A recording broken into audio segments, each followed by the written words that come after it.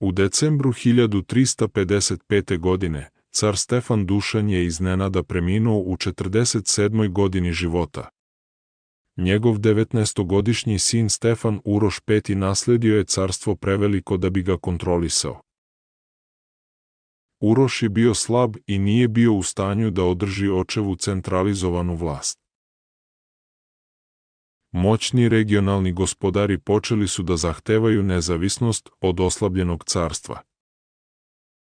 Kralj Vukašin je postao savladar 1365. godine, stvarajući podeljeno carstvo. Vukašin je poginuo boreći se protiv Osmanlija u bici na Marici 1371. godine. 4 meseca kasnije, bezdetni car Uroš V je umro, čime je okončana dinastija. Srpski gospodari su se međusobno borili, fragmentirajući carstvo na rivalske kneževine.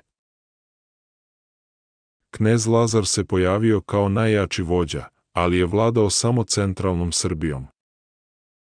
Do 1371. godine moćno srpsko carstvo se potpuno raspalo na feudalne fragmente.